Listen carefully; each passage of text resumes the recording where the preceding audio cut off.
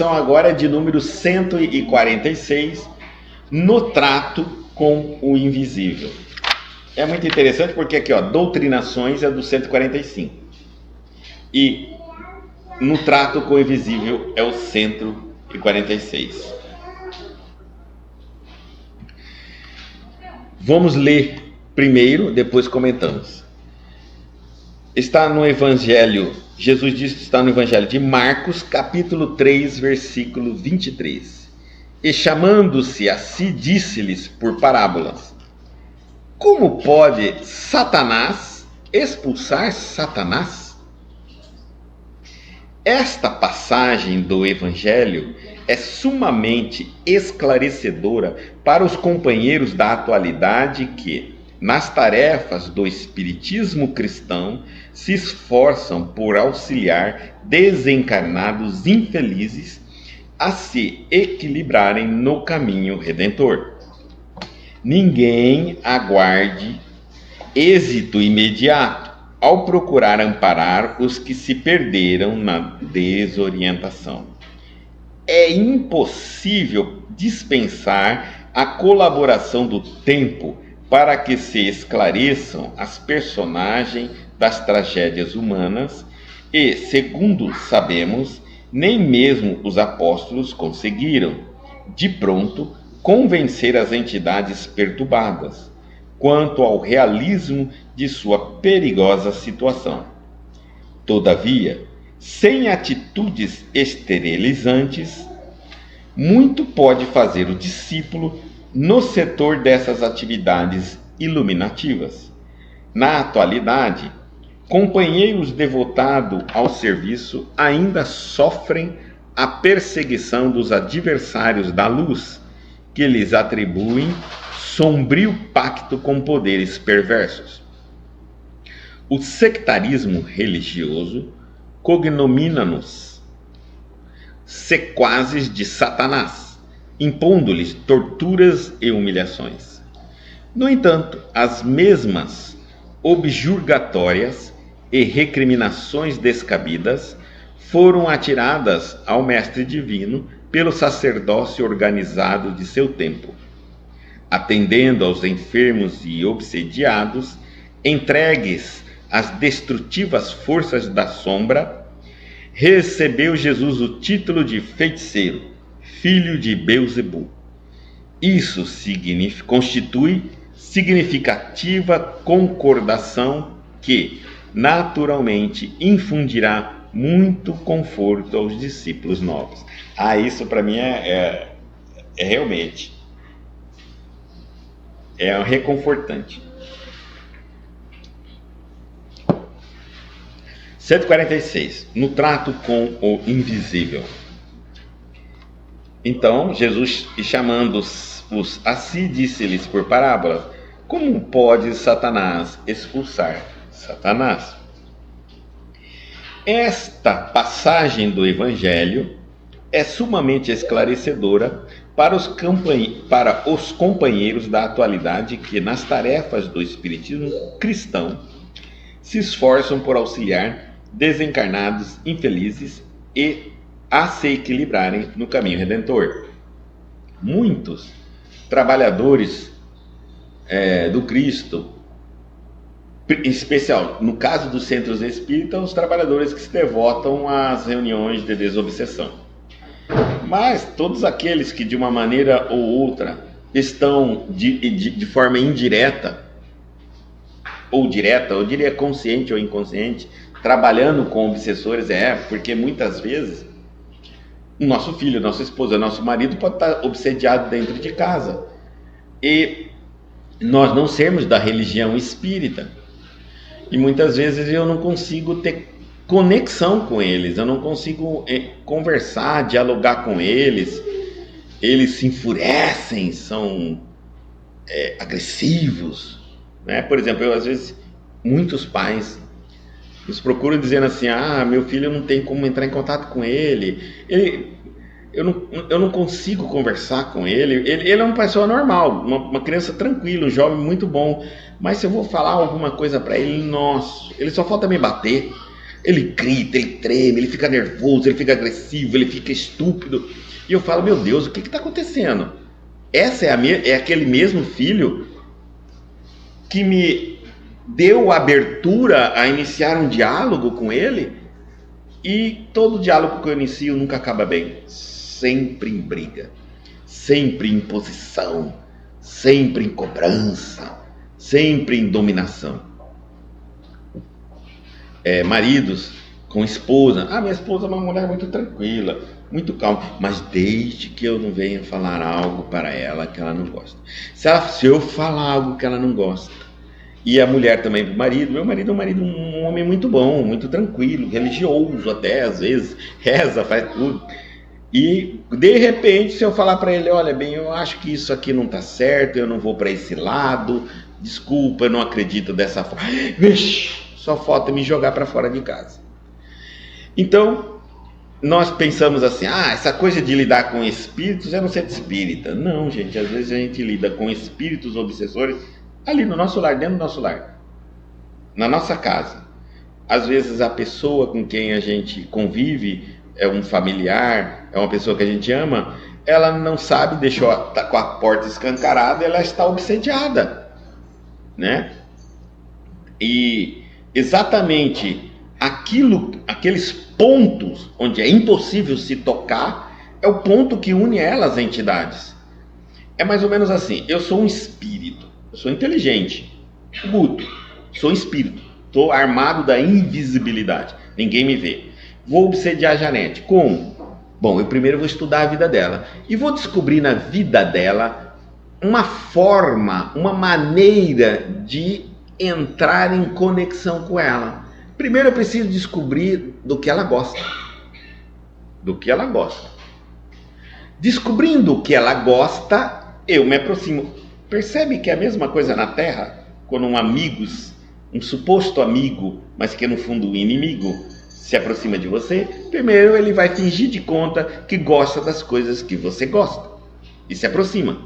Passa então a sugerir coisas que você gosta, eu às vezes não gosto, e então você vai acatando gradativamente as minhas coisas, nós vamos nos entrelaçando energeticamente. É gradativo, a obsessão não é da noite para o dia, não.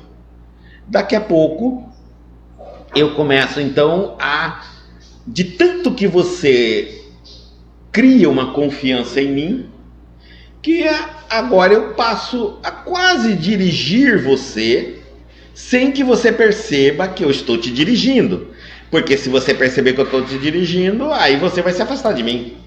Então, sem que você perceba que eu vou te persuadir, eu vou te controlar. E aí gradativamente, e aí aparece o assunto, a intenção, o motivo, e eu me atrelo a você. Agora nós dois estamos juntos, porque eu consegui convencer você coisas que eu me convenci. Então nós dois agora somos um, nessa ideia de pensamento. O que eu acho certo, você também acha, o que você acha, eu também acho. Então a obsessão não é bem assim só uma imposição, mas existe um convencimento.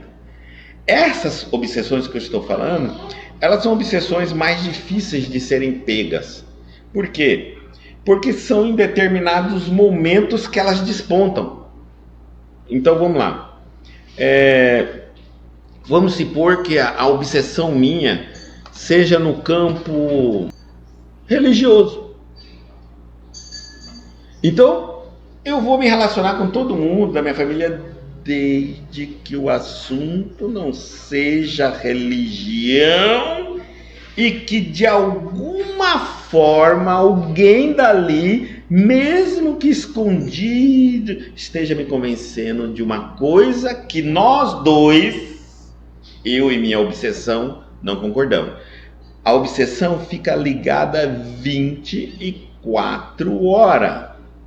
E quando a obsessão percebe que alguém tem uma influência, tem uma proximidade, pode me convencer com uma fala, com um comportamento, com sei lá, do contrário que o meu obsessor quer, ele retira eu imediatamente afasta eu da convivência e coloco um monte de coisa na minha cabeça contra aquela pessoa e pronto, acabou. A obsessão, quanto ela vai fazendo gradativamente, podando as possibilidades de abrirem minha cabeça, despertarem eu do processo obsessivo. Pode ser uma música, pode ser um parente, pode ser um amigo, pode ser um local, pode ser um livro, qualquer coisa. Eles sabem de tudo. Lembre-se, né? Eles sabem de tudo, eles estão conosco 24 horas. Ele pode nos influenciar. E eu posso ter determinados assuntos que eu estou intensamente influenciado. Chico Xavier dizia que no mínimo nós temos 3 obsessores. O importante é descobrir aonde que estão esses obsessores, em quais assuntos. Uma dica, vou falar bem claro uma dica: explosões desconcertadas, excessivas, mal explicadas, injustificadas em determinados assuntos. Já indica um abrupto desvio de comportamento. E outra, eu posso ter um obsessor comigo, mas também posso ser influenciado por obsessores dos outros. Tá? Então, uma coisa que todo filho, todo jovem faz, existe na família. Então, olha só, um obsessor do meu filho pode me obsediar, desde que a gente esteja em sintonia. Então, todo mundo experimenta, por exemplo, cigarro. Tá todo mundo experimentando cigarro na escola, tudo eu fiquei sabendo, tá todo mundo experimentando cigarro, mas sempre assim, quando é dos outros eu não tô nem aí não. Mas de repente eu descobri que o meu filho experimentou cigarro. Naquele momento, como é que eu vou lidar com o assunto? Como todo mundo espera que eu vou lidar com o assunto? Normal, como eu lidei com o assunto dos filhos dos outros. E de repente eu tenho um descontrole fora do normal. Um descontrole que nada me convence que esse jovem é um jovem igual a milhões de jovens e que não torna ele o pior jovem do mundo porque ele experimentou cigarro. Mas daquele momento, você obsediado, você é capaz de espancar seu filho até a morte. Você vai tomar uma atitude que todos que estão do lado... outra coisa. Nunca o obsediado conseguirá enxergar ele obsediado. Só quem está do lado dele enxerga quando ele está com uma possível obsessão. Porque só quem está fora da tempestade é que olha e fala: vixe, a tempestade está feia. Quem está dentro da tempestade já acostumou. Já está há tempão dentro da tempestade. Então, só quem pode tentar despertar uma pessoa obsediada é alguém que está fora desse processo. Aí ela fala: olha, eu acho que esse destemperamento seu, essa agressividade, esse comportamento seu não está compatível com o assunto. Está na hora de você refletir aí, porque todos nós somos seres conscientes, inteligentes, educados, né? Não tem necessidade de determinados comportamentos, porque determinados assuntos acontecem. Geralmente a gente vai falar assim: mas não, foi só a primeira vez. Todo obsediado é igual o viciado. Ele nunca sabe quantas vezes ele já tomou aquela atitude. Só quem é vítima dele sabe. Não, não é a primeira vez não. Essa é a 10ª. Que isso? Isso foi dessa vez, você está exagerando. E aí fala rapidamente assim, ó: não, mas não vai mais acontecer. E a hora que você toca na sua... É igual viciado. Quando você fala assim: não faz mais isso, não bebe, não usa mais... Não, já parei, nunca vai. A pessoa obsediada é a mesma coisa. Não, foi porque... Não, calma, eu vou te explicar que dessa vez... Não vai ter mais outra. É que você falou vírgula, não era pra você falar vírgula. Aquilo me explodiu. Então sempre a culpa é do outro. Todo obsediado, a culpa da explosão... Não vou colocar explosão. A culpa do desvio da obsessão por ele está sempre em alguém. É natural.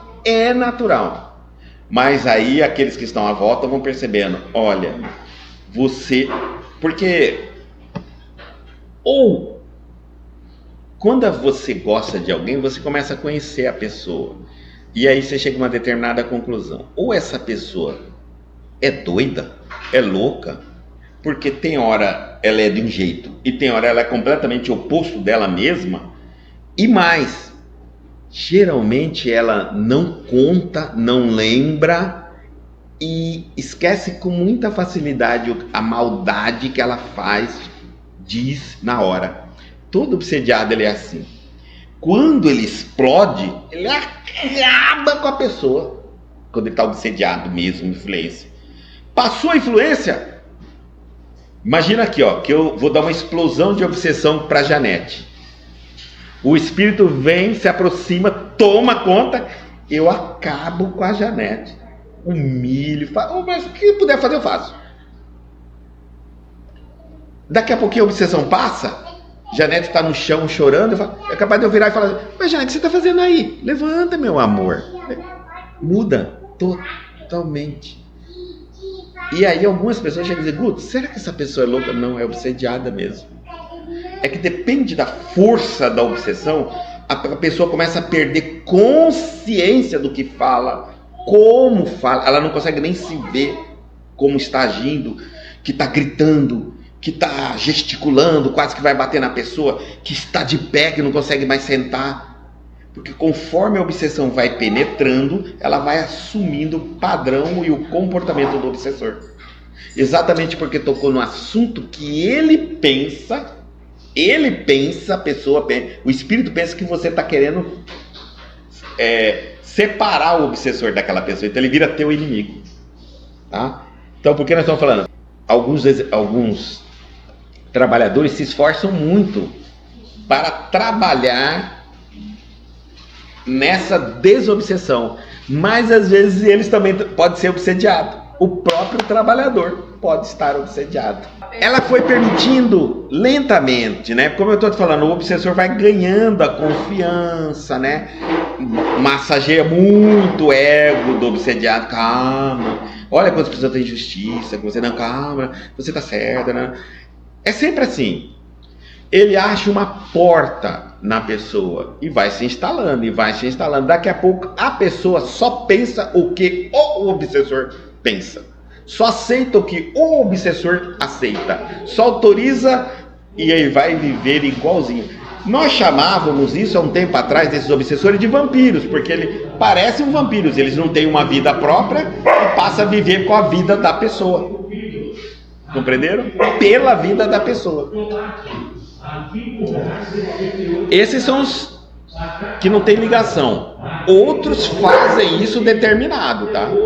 Os obsessores, eles vão penetrando na ideia das pessoas, vão penetrando, vão convencendo. Guto, por que então, se um espírito tem a capacidade de dominar o pensamento de uma pessoa, calma lá, ele não domina o pensamento.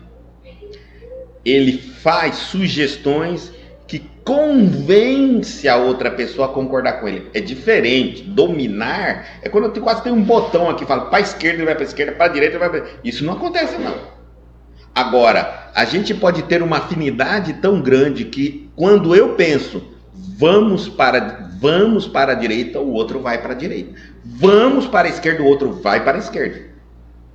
Isso é concordância e não dominação. Chega nesse ponto, não, pode ser uma dominação, mas não é um controle. O que eu estou dizendo é o seguinte, que o obsediado, ele não perde o controle da vida dele totalmente. Há momentos que o obsessor deixa ele fazer coisas que não influenciam na sua relação. Eu quero passear, deixa ele tranquilo. Tanto que as pessoas que convivem ao lado dessa pessoa vai dizer assim, nossa, mas ela é muito legal, mas ela é muito normal. Não, tem coisas que você não pode fazer. Tem assuntos, tem situações, aí você vai ver outra pessoa. É nesse sentido que eu estou te falando. Fora disso, o obsessor deixa ele. Eu vou passear. O obsessor vai passear? Vai. Vai passear. Vai fazer o que você quiser. Essa parte não me interessa. O que me interessa é uma outra parte. Os obsessores sempre são assim, dizem assim quando eles se apresentam: fulano, ciclano é meu, não mexa se você não mexer comigo na relação que eu tenho com ele, eu não vou contra você. Agora, se você mexer, não vai dar certo. E existe até relações, tá? Por exemplo, as pessoas que têm vício, bebida, droga, cigarro, sexo, têm obsessores.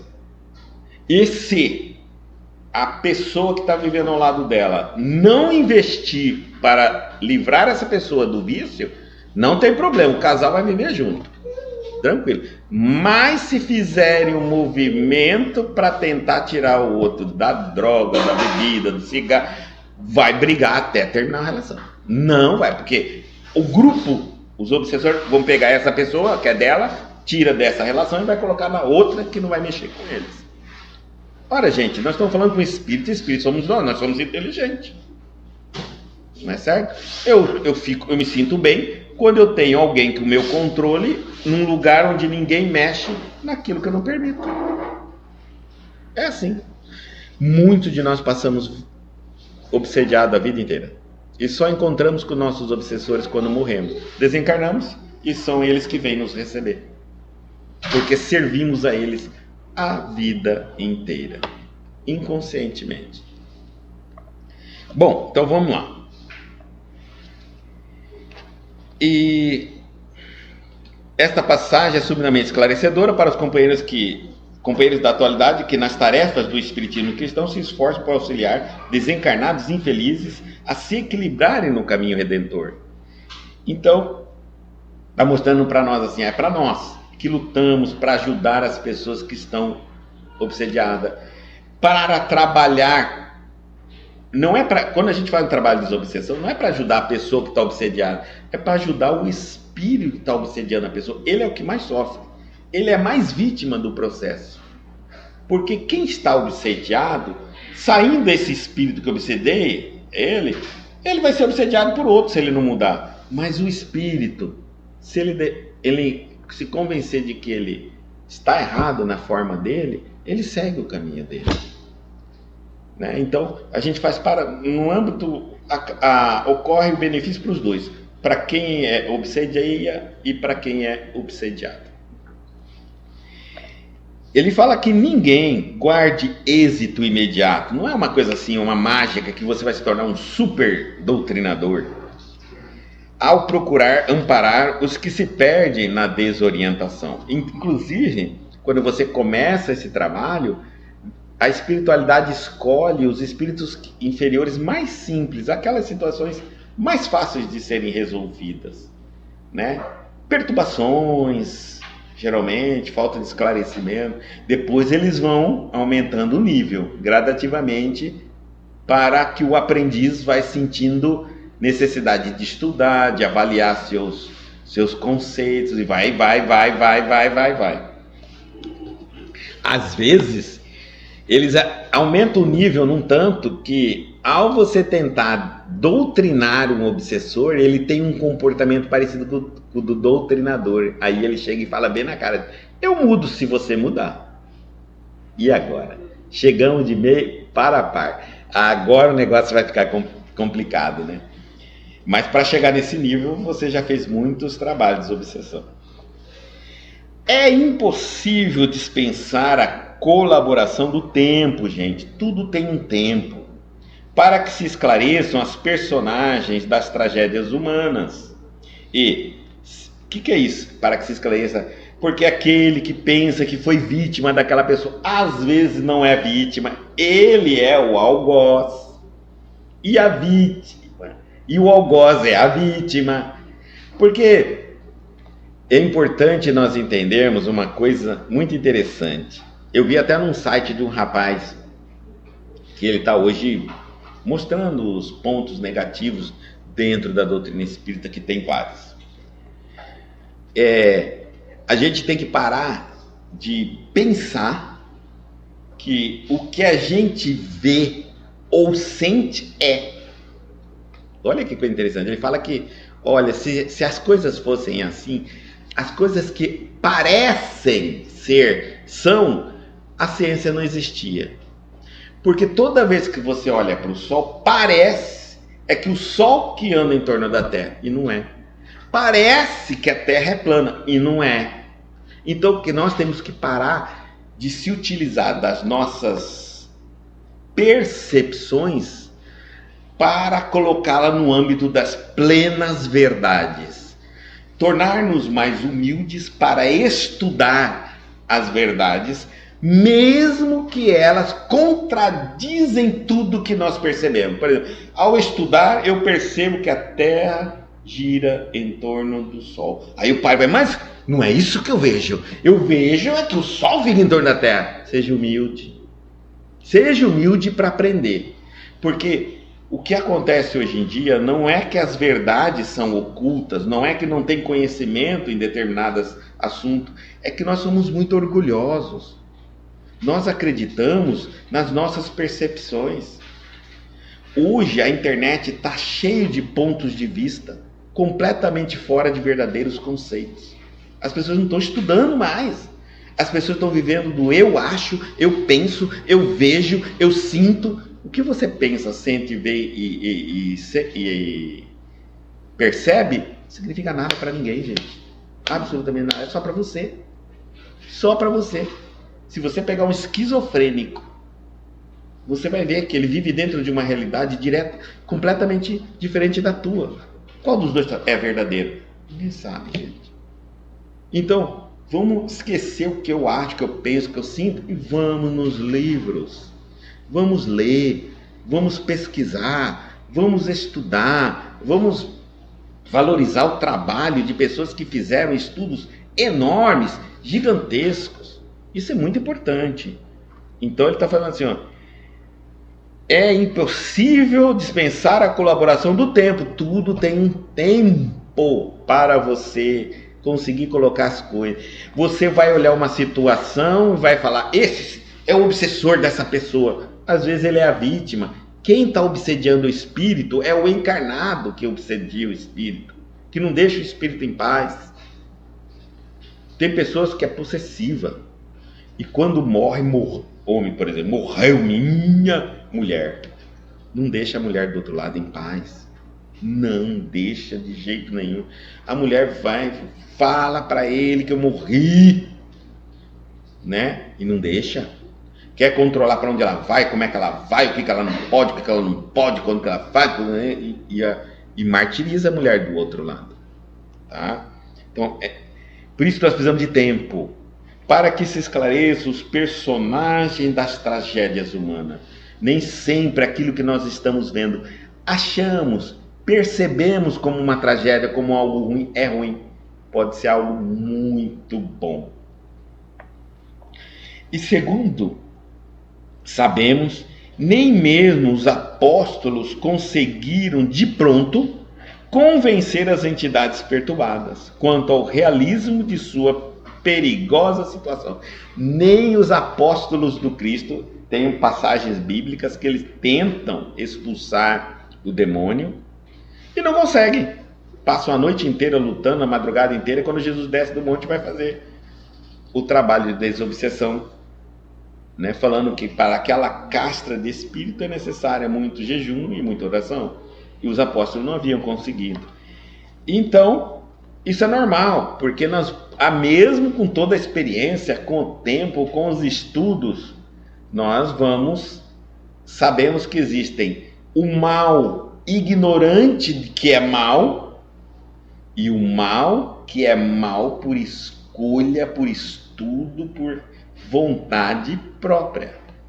Até o mal que é ignorante tem o mal por revolta e o mal por vontade. O mal por vontade é realmente uma disputa, é uma situação de você convencê-lo muito difícil. Tem que ter muito argumento. E primeiro tem que se convencer muito para você convencer uma entidade dessa. Você, no mínimo, tem que ser o que você fala. Na atualidade, companheiros devotados ao serviço ainda sofrem a perseguição dos adversários da luz, que lhes atribuem sombrio pacto com poderes perversos.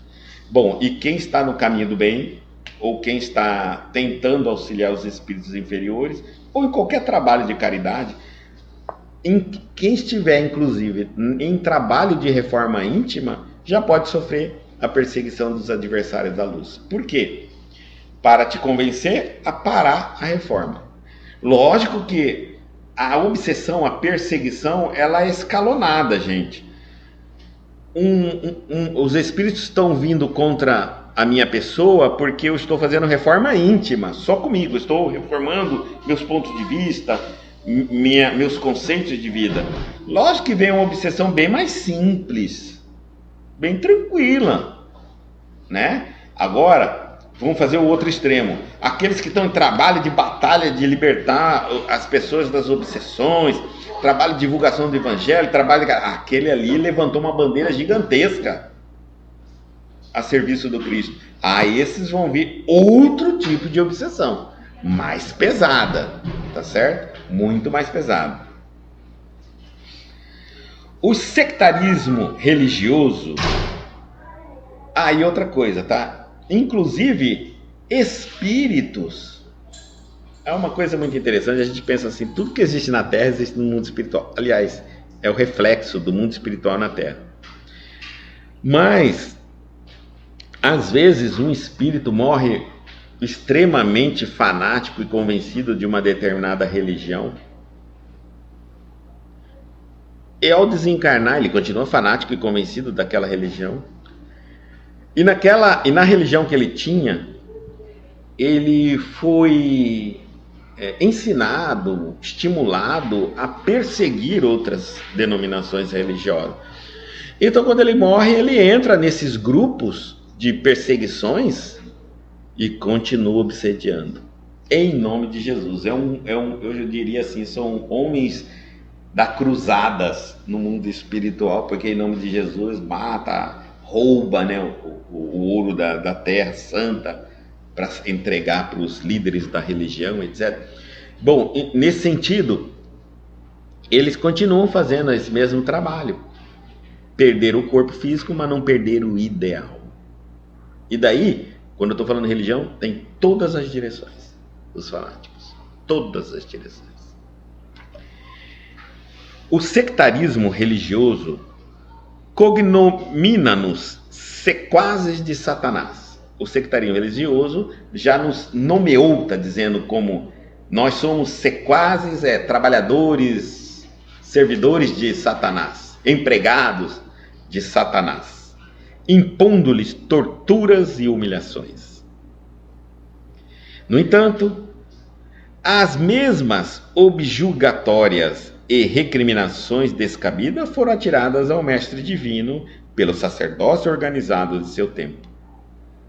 Lembre-se sempre disso. Quando alguém disser assim: você é espírito, Jesus Cristo, você é do demônio, abençoa, passa a mão, vai, pensa a cruz, eu não sei o que. Gente, não fique com raiva, não fique nervoso. Feche os olhos e fala assim: graças a Deus, porque o dia que alguém bater o dia que o mundo aplaudir você, preocupe-se, você está absolutamente errado. Enquanto o mundo te rejeitar, você está certo. Compreenda assim, em termos religiosos e espirituais. Jesus até hoje não está aceito. E na época foi expulso rapidamente, em 3 anos. Começou o ministério dele, 3 anos depois já era. Tá certo? Então, quando te apelida o filho de Beelzebub, diabo, demônio, Satanás, até Jesus teve esse título. Quanto mais nós. É uma honra servir a Beelzebub de Jesus. É uma honra ser o diabo de Deus. É uma maior satisfação ser o demônio, o Satanás de Jesus. Nem imagina quanto. É um elogio. E aqueles que foram enaltecidos por santos, eu diria, é uma desonra. Muitos santos nunca foram santos. Atendendo aos enfermos e obsediados, falando do mestre, atendendo aos enfermos e obsediados, entregues a destrutivas forças da sombra, recebeu Jesus o título de feiticeiro. Jesus foi feiticeiro. É importante que a gente entenda, nós não aceitamos isso, né? Nós não aceitamos a ser tratados como nosso mestre foi tratado. Nós queremos ser cristão. A gente diz assim: eu sou cristão, eu quero ser cristão, só que eu não quero ser visto, ser tratado como meu mestre foi. Eu quero ser diferente. Então, por exemplo, o nosso mestre foi humilhado, foi perseguido, foi maltratado, foi preso e crucificado. Se eu passar por qualquer coisa disso aqui, eu digo assim, é do demônio. Eu estou errado, estou no caminho errado. Eu fico pensando Jesus. E olha que nós somos devedores de vidas, reencarnações, somos devedores de muita coisa, hein? Somos muito devedor. Então, se nós passássemos por 1% do sofrimento de Jesus, nós diríamos, é justiça. 20% é justiça, 100% é justiça. Imagine Jesus, que não precisava passar por nada disso. E agora? E ele não se revoltou contra o Pai, dizendo: peraí, é coisa do demônio, eu estou sendo perseguido. Você está entendendo? Eu não estou com Deus, então o Deus que eu estou divulgando, o Deus para qual eu sirvo, não é Deus. Porque eu estou sofrendo tanto, estou sendo perseguido tanto, vou ser chicoteado tanto, e vou morrer em 3 anos. Não. É assim que o cristão age. O cristão acredita realmente na cabeça dele que se ele estiver em ordem com Deus, nos seus cumprimentos da sua relação com a lei, ele acredita na cabeça dele, colocaram que ele vai ter sucesso, prosperidade, vida longa e uma série de coisas, tudo diferente do Cristo. Você já imaginou se o trato fosse assim, você quer ser cristão? Aí você falava assim: como? Não, ser cristão é o seguinte: quantos anos você tem? Eu tenho 30 anos. Pois é. Se cristão é o seguinte: se eu for batizar você como cristão, daqui em diante, em 3 anos você vai morrer crucificado. Até lá você vai ser perseguido, humilhado, tudo que existir e pronto. 3 anos você já foi. Vai querer ser cristão? Eu garanto que ninguém ia querer ser. Garanto. Sabe, e eu vou dizer mais. Sabe por que o cristianismo cresceu muito no mundo? Porque mentiram para nós lá no começo que nos tornando cristão teríamos vida longa, dinheiro, vida fácil, tudo tranquilo. E é por isso que as religiões correram para alcançar os impérios financeiros, para poder disputar. Veja que a minha igreja é mais rica que a sua, a minha religião é mais rica que a sua. Então os meus fiéis vão ter mais contato com o dinheiro. Entenderam? Eles nos incutiram o materialismo atrelado à religião de uma maneira que muita gente diz assim: Guto, eu não vou ser da Umbanda não. Por que não? No fundo do quintal de uma casa lá, todo mundo bebendo, fumando cachimbo. Não, eu quero ser de qual? Eu quero ser da católica, eu vou lá na Nossa Senhora Aparecida, aquela construção gigante que nem um dia eu dou conta de conhecer, é maior que o shopping. Poder, né? Poder é uma coisa muito interessante. Guto, uma construção daquela, se eu subir lá no alto da Nossa Senhora Aparecida, no topo, eu já estou pertinho do céu. Enquanto que eu for aqui no fundo da casa do João, cantando batendo aquele bombo, aquele fumaceiro. Para, pelo amor de Deus, isso não é religião, Guto. Pelo amor de Deus. Porque até isso a religião teve que disputar. Por isso que nós chegamos no cúmulo de ter uma sinagoga de ouro. O teto é ouro puro. Para a gente ter uma noção. Quando você entra numa igreja, você vai ver isso. Tudo que tem ali dava de alimentar muitas famílias na terra, muitos filhos de Deus, muitos filhos de Deus. Então é isso. E atrelaram a gente com a religião, mas não é bem assim. Existem resgates, karmas e tudo mais.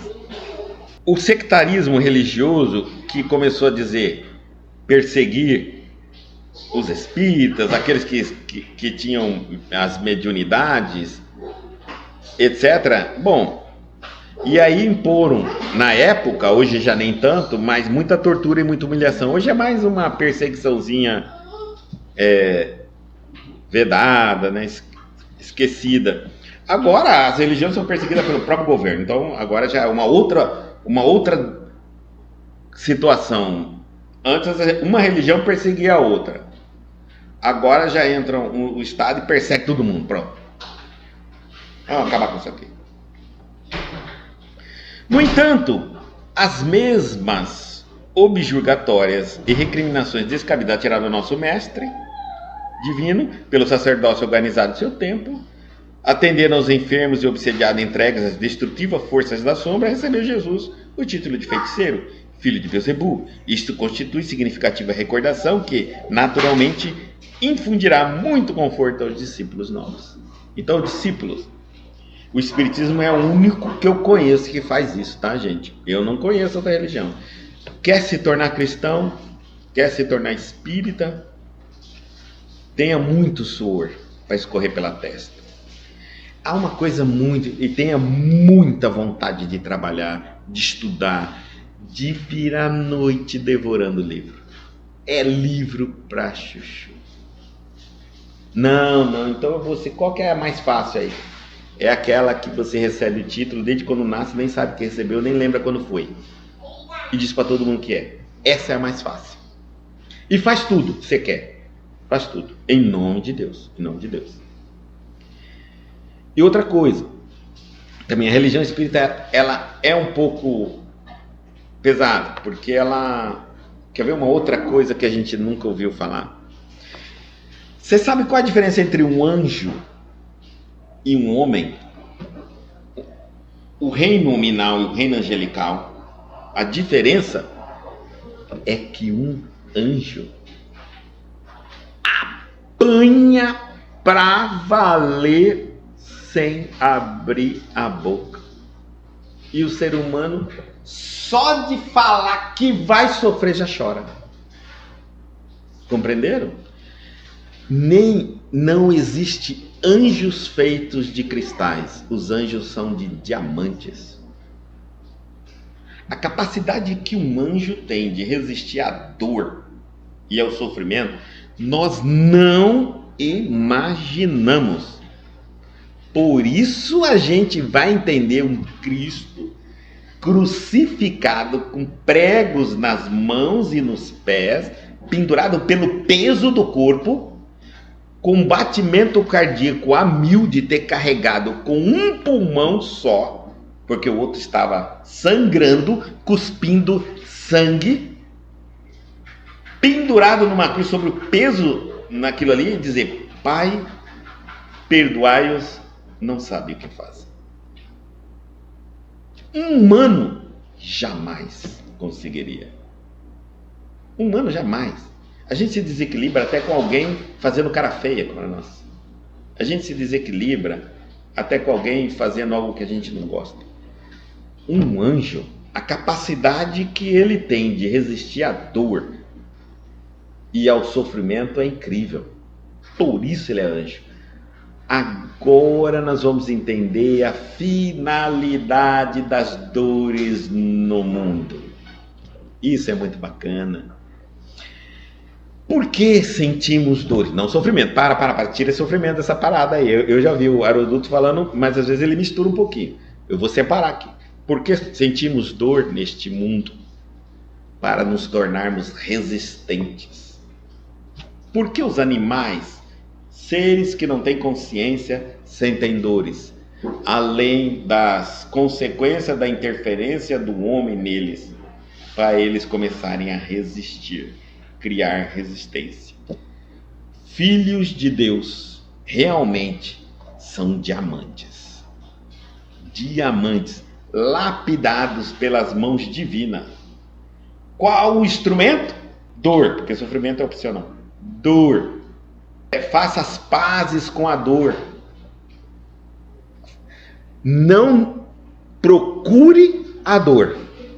Mas se ela te escolher, se ela te eleger, ame a dor. Ame a dor. Pode ter certeza é a melhor e a mais rápida forma de evolução.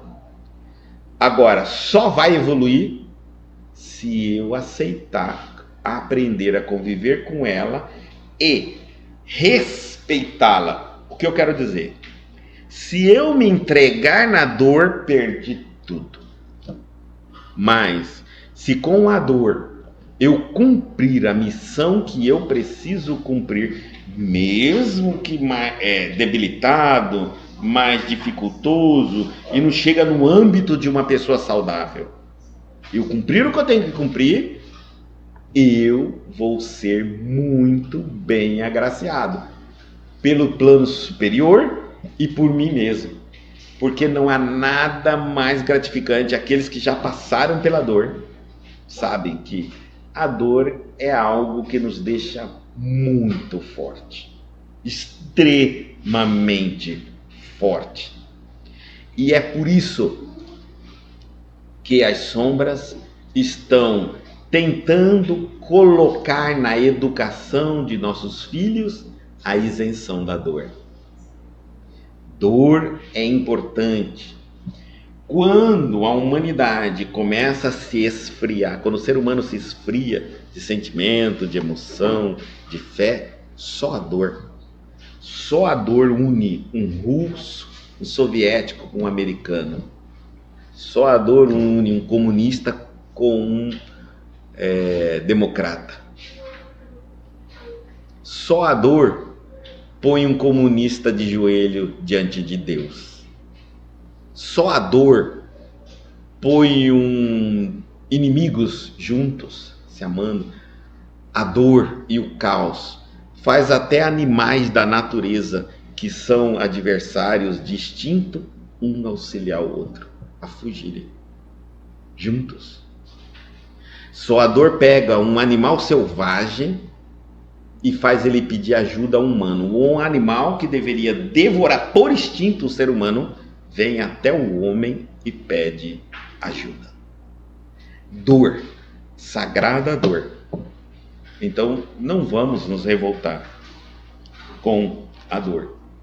E entender que essa relação de dor e evolução, dor não é castigo, dor não é punição, dor é necessário. Não que eu tenho que sair atrás buscando dor, que isso é masoquismo.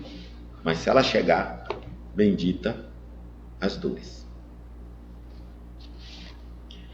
Por isso que nós vamos entender por que então Chico, um médium de tanto poder de cura, passava por dores terríveis, delirantes. Evolução. É importante. Porque Jesus passou por isso. Evolução. Porque os santos passam. Evolução. E porque nós, simples, não queremos. Ego. Sabe quem é contra você sentir só dor? Teu ego. Tua vaidade. É quando você olha, eu não mereço a dor. E pronto, aí entra o sofrimento. Por isso que eu falei que sofrimento é opcional. Dor é inevitável. A pergunta sempre que a gente dizer, por que eu não posso sentir dor? Por que eu não posso ser a pessoa que mais sinto dor? Tem um ditado, uma frase que diz que Deus marca os escolhidos pela dor. Quando você conseguir conviver com a dor, amando e servindo a Deus, você já está se tornando um ser mais iluminado. Lição